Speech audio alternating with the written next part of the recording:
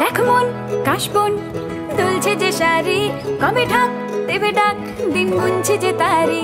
দেখ মন কাশবন দুলছে যে শাড়ি, কবে ঢাক দেবে ডাক, দিন গুনছে যে তারি। কি ইন্ট্রো থেকে চমকে গেলে?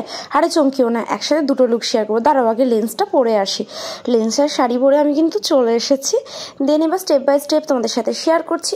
আজকে ভাবলাম গানে না, একেবারে ভয়েস ওভারে তোমাদের সাথে ডিটেলস শেয়ার করবো।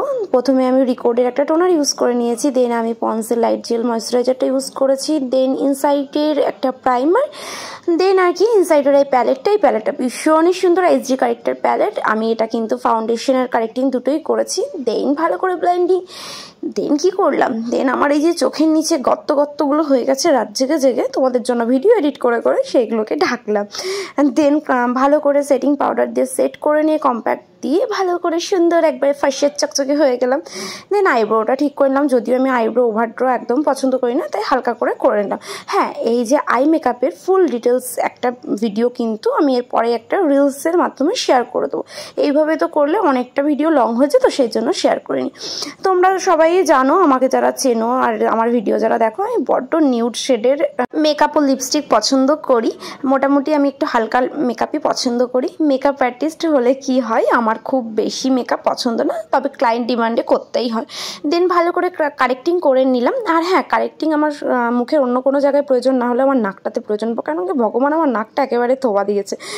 সেই যাই হোক, আমার ব্লাশ দিয়ে গালটাগুলো লাল করে নিলাম, যাতে একেবারে দূর থেকে দেখতে পারে লোকজন। দেন হাইলাইটিং। দেন এই যে রেডি, লিপস্টিকের কালারটা কেমন লাগছে অবশ্যই কিন্তু জানিও। দেন এই লুকটা রেডি করলাম। আর হ্যাঁ, এই লুকটা কেমন লাগছে অবশ্যই জানিও কিন্তু।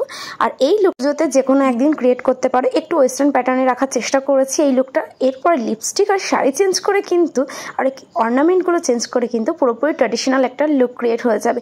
তো রেডি ট্র্যাডিশনাল লুকের জন্য?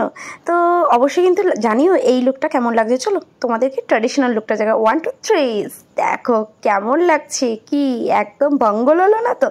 হ্যাঁ, একদমই তাই। আমার তো বেশ ভালো লেগেছে দুটো লুকই। তোমাদের কোনটা ভালো লেগেছে অবশ্যই কিন্তু কমেন্ট করে জানিও।